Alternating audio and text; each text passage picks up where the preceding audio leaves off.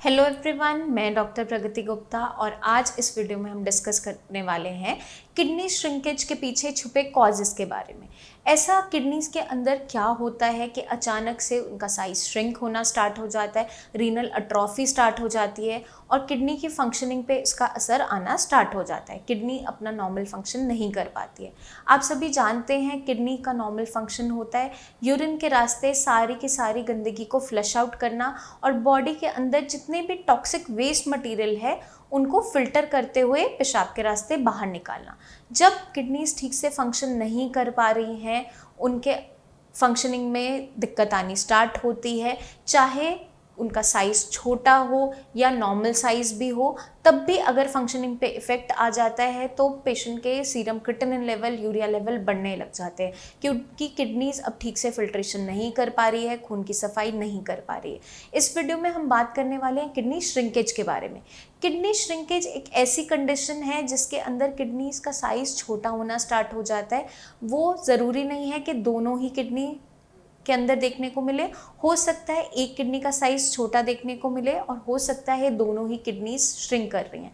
इसके पीछे कई सारे रीजंस होते हैं, उन्हीं रीजंस के बारे में हम डिस्कस करेंगे फर्दर इस वीडियो के अंदर। एक कंडीशन होती है renal artery stenosis. Renal artery stenosis के अंदर जो मेजर आर्टरी है जो किडनी तक खून को लेकर जा रही है, उस आर्टरी के अंदर या तो क्लॉट फॉर्मेशन की वजह से हार्डनिंग होनी स्टार्ट होती है, टिश्यू हार्ड होना स्टार्ट होता है और वहाँ की वेसल की नैरोइंग होने लगती है। अब जब वो आर्टरी पर दबाव बनता है तो जितना खून किडनी तक जाना चाहिए था नॉर्मल फंक्शनिंग के लिए, जितना न्यूट्रिएंट्स किडनी को मिलने चाहिए थे, ऑक्सीजन मिलनी चाहिए थी, जितने नरिशमेंट किडनी तक जाना चाहिए था उसकी नॉर्मल फंक्शनिंग के लिए, वो हैम्पर होने लगती है। अब रीनल आर्टरी स्टेनोसिस के अंदर जब रीनल आर्टरी जो सप्लाई कर रही है किडनी तक, खून लेकर जा रही है, अब वो ठीक तरीके से वहाँ तक ब्लड सप्लाई नहीं पहुँच रहा है, तो जैसे जैसे देखने को ये मिलता है कि किडनी तक खून की सप्लाई अब अच्छी नहीं हो रही है, खाना पानी किडनी को अच्छे से नहीं मिल रहा है, अब जिस भी टिश्यू को अच्छे से नरिशमेंट नहीं मिलेगा वो टिश्यू वीक होना स्टार्ट होता है और वहाँ पर श्रिंकेज देखने को मिल जाती है, अट्रॉफी होने लगती है, उस टिश्यू का साइज़ छोटा होने लगता है। वही सेम कंडीशन किडनी के साथ देखने को मिलती है जब कभी भी रीनल आर्टरी स्टेनोसिस देखने को मिलता है। इस कंडीशन के अंदर या तो आपकी आर्टरीज के अंदर बहुत ज़्यादा थिकनिंग हो जाती है या क्लॉट फॉर्मेशन की वजह से कोई क्लॉट वहाँ पर आकर रुक गया है, उसकी वजह से स्टेनोसिस हो रहा है, आपकी जो आर्टरीज है उस पर दबाव बन रहा है, वो नैरोइंग हो रही है पाथवे की, और जैसे जैसे नैरोइंग होती है पाथवे की तो ब्लड सप्लाई हैम्पर होने लगती है और किडनी तक ठीक से खून नहीं जा पाता है और नरिशमेंट नहीं जा पाता है। इस कंडीशन के अंदर जो किडनी है उसका साइज श्रिंक होने लगता है, अट्रॉफी होने लगती है। साथ के साथ लंबे समय तक अगर रीनल आर्टरी स्टेनोसिस बना रहता है तो पेशेंट की किडनी की फंक्शनिंग पे भी इसका इफेक्ट आने स्टार्ट हो जाता है, क्योंकि किडनी ने अपना साइज तो छोटा किया ही है, अट्रॉफी हुई ही है, साथ के साथ वो अपने फंक्शनिंग को भी लूज़ करना स्टार्ट करती है। जो काम नॉर्मली कर रही होती है किडनी, खून की सफाई कर रही होती है, वो अब ठीक तरीके से नहीं कर पा रही होती है, किडनी की फिल्ट्रेशन की कैपेसिटी कम होती चली जाती है और इसी का एंड रिजल्ट होता है कि आपके ब्लड के अंदर यूरिया लेवल, क्रिएटिनिन लेवल, जितने भी टॉक्सिन्स हैं वो बढ़ने स्टार्ट हो जाते हैं क्योंकि वो यूरिन के रास्ते अच्छे से अब फिल्टर नहीं हो पा रहे हैं। कुछ ऐसे इन्फेक्शंस होते हैं जिसकी वजह से भी किडनी के अंदर श्रिंकेज देखने को मिल सकती है। पाइलोनेफ्राइटिस ऐसा ही मेजर कॉज देखने को मिलता है किडनी फेलियर के पीछे भी। पाइलोन का मतलब होता है पस फॉर्मेशन, नेफ्राइटिस का मतलब है नेफ्रॉन्स के अंदर इन्फ्लेमेशन होना। इस कंडीशन के अंदर क्या देखने को मिलता है, ज़्यादातर पेशेंट सफ़र कर रहा होता है लॉन्ग टर्म यूटीआई से, यूरिनरी ट्रैक्ट इन्फेक्शंस। अब यूरिनरी ट्रैक्ट इन्फेक्शंस भी ज़्यादातर देखने को मिलते हैं फीमेल्स के अंदर, बहुत कॉमनली देखने को मिलते हैं क्योंकि बार बार रिपीटेडली यूटीआई से अगर वो प्रोन रहती हैं और मेडिकेशन ठीक से नहीं लिया, एंटीबायोटिक ट्रीटमेंट नहीं लिया या लंबे टाइम तक यूटीआई से सफ़र करते रहे, सिस्टाइटिस हो गया, ब्लैडर की इन्फ्लेमेशन हो गई, तो यूरिन अच्छे तरीके से ब्लैडर से खाली नहीं हो पाता है, थोड़ा थोड़ा यूरिन वहाँ पर रुकता रहता है। यही इन्फेक्शन आपके यूरेटर से किडनी तक ट्रैवल कर जाता है और किडनीज को डैमेज करना स्टार्ट करता है। अब किसी भी ग्राम नेगेटिव बैक्टीरियाज की वजह से हो सकता है या वायरल इन्फेक्शंस की वजह से भी हो सकता है। ये हमें पता चलता है जब यूरिन कल्चर सेंसिटिविटी हम करवाते हैं। यूरिन कल्चर के अंदर पता चलता है कि कोई एरोबिक ग्रोथ तो नहीं है, उसके अंदर कोई इन्फेक्शन तो नहीं है। जब पेशेंट बता रहा होता है कि मुझे बार बार पेशाब में जलन हो रही है या पेशाब में ठीक से नहीं कर पा रहा हूँ, बार बार थोड़ी थोड़ी देर में पेशाब के लिए जाना पड़ता है, लेकिन थोड़ा थोड़ा आता है, रुक रुक के आता है, अगर ऐसी कोई भी कंप्लेन पेशेंट बता रहा होता है तो सबसे पहले उसके अंदर उसका यूरिन रूटीन करवाया जाता है। यूरिन रूटीन के अंदर अगर पस सेल्स बहुत ज़्यादा आ रहे हैं या फिर पेशेंट कंप्लेन कर रहा है कि अभी भी जलन बनी हुई है, पस सेल्स इनिशियली बहुत ज़्यादा प्रेजेंट नहीं भी है, तो भी हम रिकमेंड करते हैं पेशेंट को एक यूरिन कल्चर के लिए। यूरिन कल्चर जब पेशेंट करवाता है तो उस रिपोर्ट में हमें पता चलता है कि कोई ना कोई ऐसी ग्रोथ तो नहीं है, कोई ऐसा ऑर्गेनिज्म तो नहीं है जो यूरिनरी ट्रैक्ट के अंदर इस टाइम पे ग्रो कर रहा है। उसकी वजह से क्या होता है, अगर लॉन्ग टर्म हम सफ़र करते रहते हैं यूरिनरी ट्रैक्ट इन्फेक्शन से, यूटीआई से, तो यही इन्फेक्शन आपकी किडनीज तक भी ट्रैवल कर जाता है। और कभी भी इस कंडीशन में हमें बिना कल्चर के एंटीबायोटिक नहीं लेना चाहिए, क्योंकि अगर हम नॉर्मली कोई भी एंटीबायोटिक का यूज़ कर लेते हैं रैंडमली वैसे ही बिना किसी एडवाइस के, तो पेशेंट की बॉडी रेजिस्टेंट होती चली जाती है उस एंटीबायोटिक के लिए, और एक टाइम ऐसा आता है कि कोई भी एंटीबायोटिक थेरेपी उस पर काम नहीं करती है। तो जब भी यूरिन में कोई भी जलन है, इन्फेक्शन है या पेशाब रुक रुक के आ रहा है, थोड़ी थोड़ी देर में बार बार जाना पड़ रहा है, पूरा ब्लैडर एम्प्टी नहीं हो पा रहा है, तो उस कंडीशन में पेशेंट का यूरिन रूटीन करवाने के बाद यूरिन कल्चर एग्जामिनेशन ज़रूर करवानी चाहिए। उससे हमें पता चलता है कि यूरिन के अंदर कोई ऑर्गेनिज्म की ग्रोथ तो नहीं है। और कल्चर एंड सेंसिटिविटी जब हम करवाते हैं तो उसमें लिस्ट ऑफ मेडिसिन के बारे में पता चलता है, ऐसी कोई थेरेपी एंटीबायोटिक जो उसको देने की ज़रूरत पड़ती है तो उसके अकॉर्डिंग ही एडवाइस करनी चाहिए। क्योंकि एंटीबायोटिक ट्रीटमेंट जब भी हम देते हैं, चाहे पाइलोनेफ्राइटिस के केस में ही है, हम वहाँ पर इन्फेक्शन को ख़त्म करने के लिए दे रहे हैं। तो पाइलोनेफ्राइटिस जैसी कंडीशन में देखने को क्या मिलता है, एंटीबायोटिक की वजह से भी किडनी नुकसान उठाती है, और जो ऑर्गेनिज्म है, जो बैक्टीरिया है, जो इन्फेक्शन है, उसकी वजह से भी नुकसान उठा रही होती है। तो हमें हमेशा इस तरीके से ट्रीटमेंट देना होता है कि मिनिमम से मिनिमम दवाई के अंदर वो इन्फेक्शन वहाँ से ख़त्म हो जाए और किडनी सेफ रहे। क्योंकि किडनी फेलियर के पेशेंट के अंदर अगर बार बार उन्हें यूटीआई हो रहे हैं, उन्हें इन्फेक्शन बन रहे हैं, तो उनकी किडनीज़ और तेज़ी से ख़राब होती चली जाती है।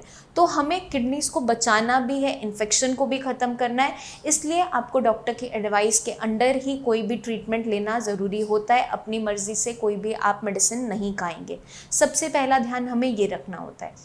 अब जब भी पेशेंट साइंस संजीवनी में आता है, हम उसका डायग्नोसिस बनाते हैं कि किडनीज़ ख़राब हुई क्यों, ऐसा अचानक से क्या हुआ, तो उसके पीछे कई सारे रीजंस देखने को मिलते हैं। High sugar levels, high blood pressure, और कोई ना कोई ऐसा इन्फेक्शन देखने को मिल जाता है जिसके लिए पेशेंट बहुत लंबे टाइम से ट्रीटमेंट ले रहा होता है। कभी कभार जो टीबी के मरीज़ होते हैं, और अगर कोई टीबी का इन्फेक्शन किडनी तक ट्रैवल कर जाता है, माइकोबैक्टीरियम ट्यूबरकुलोसिस अगर रीनल टीबी कॉज कर देता है, उनकी किडनीज़ को इम्पैक्ट कर देता है पेशेंट की, तो वहाँ पर क्या देखने को मिलता है, ये ऑर्गेनिज्म आपके टिश्यू का नेक्रोसिस करने लगता है, आपके किडनी के टिश्यू को ख़त्म करना स्टार्ट करता है। उस कंडीशन के अंदर भी रीनल एट्रोफी देखने को मिल जाती है, किडनीज के अंदर श्रिंकेज देखने को मिलती है।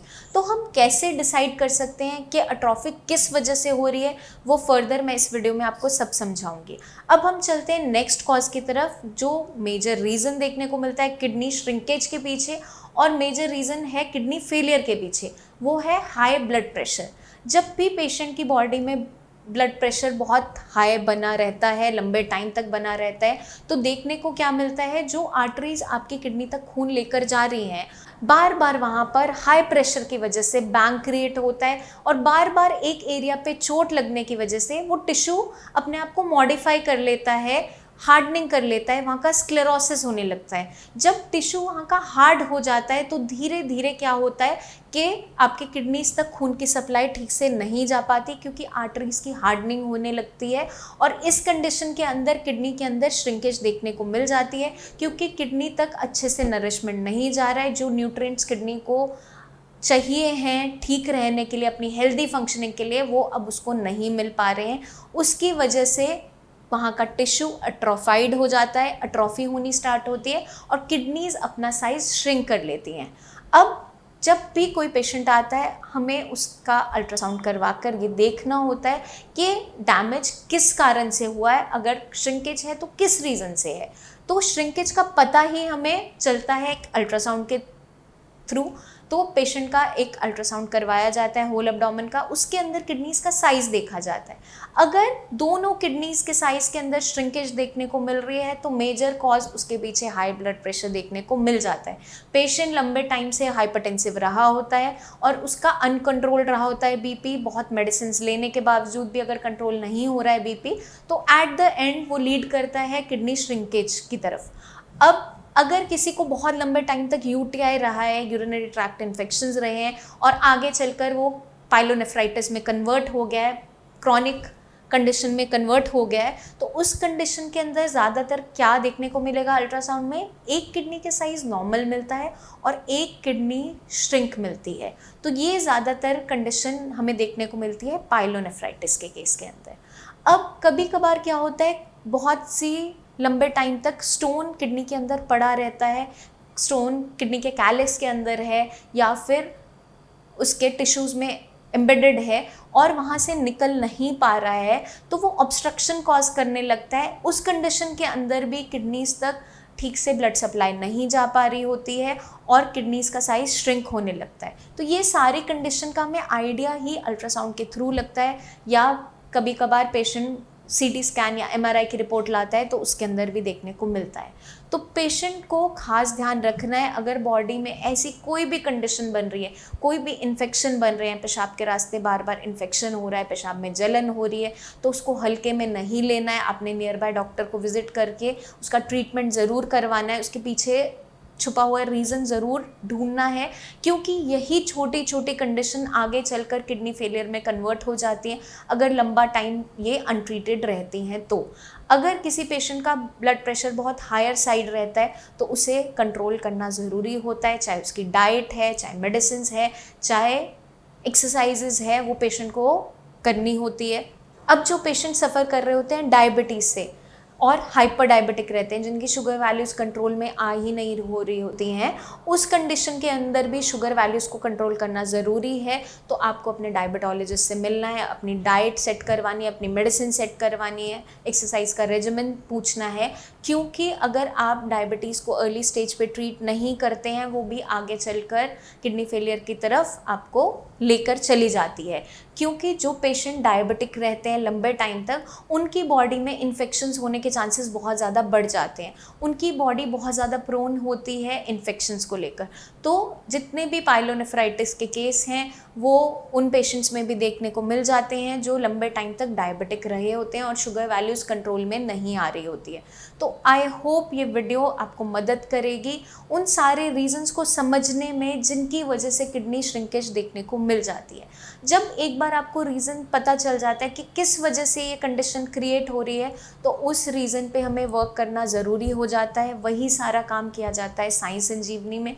आपकी हिस्ट्री पिक करते हुए, आपकी कंडीशन को डायग्नोज करते हुए आपका KFRT ट्रीटमेंट स्टार्ट किया जाता है। किडनी फंक्शन रिस्टोरेशन ट्रीटमेंट के अंदर आपको डाइटरी रेजिमेन दिया जाता है, आपको हर्बल ट्रीटमेंट दिया जाता है, जिसकी मदद से किडनी की फंक्शनिंग को बढ़ाया जाता है। और जो कंडीशन अब क्रिएट हो चुकी है, अगर एक बार अट्रॉफी हो गई है किडनी की फंक्शनिंग अच्छी नहीं है, तो हमें किडनी की फंक्शनिंग को बढ़ाना ज़रूरी हो जाता है। क्योंकि अगर किडनी अपनी फंक्शनिंग को थोड़ा थोड़ा भी उठाना स्टार्ट करती है तो फिल्ट्रेशन का प्रोसेस बेटर होता चला जाता है। जो वेस्ट मटेरियल आपकी बॉडी के अंदर एक्यूमुलेट हो रहे हैं वो फ्लश आउट होने स्टार्ट हो जाते हैं और आपकी किडनी की फंक्शनिंग बेटर होती चली जाती है।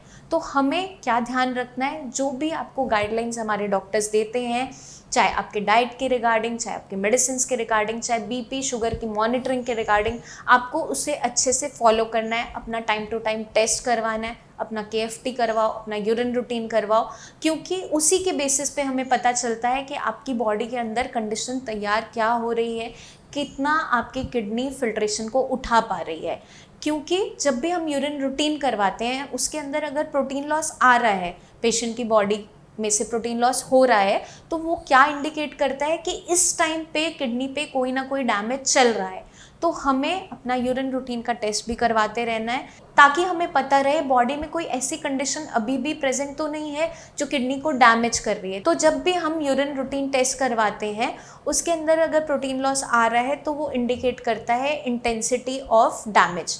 अगर वो ट्रेसेस में है, 1+ है, 2+ है, 3+ है या नील है तो वो बताता है किडनी की हेल्थ कंडीशन। तो ये टेस्ट बहुत ज़रूरी होता है। अपने KFT के साथ साथ आपको ये भी टेस्ट करवाना ज़रूरी होता है। आई होप ये वीडियो मदद करेगी आपको किडनी श्रिंकेज के बारे में बेटर तरीके से समझने में, क्या क्या रीजंस देखने को मिलते हैं। आपके माइंड में फिर भी कोई डाउट्स रह जाएं अपने कंडीशन को लेकर, किडनी हेल्थ को लेकर, तो आप नीचे दिए हुए नंबर्स पर हमसे बात करके अपने डाउट्स को क्लियर कीजिए, क्योंकि किडनी फेलियर के पीछे छुपे हुए रीजंस को समझना बहुत ज़रूरी है। क्योंकि एक बार आप रीज़न को समझ जाते हो तभी आप उसके ट्रीटमेंट के दौरान उस रीज़न को हटाते हुए अपनी किडनीज को सेफ रख पाओगे।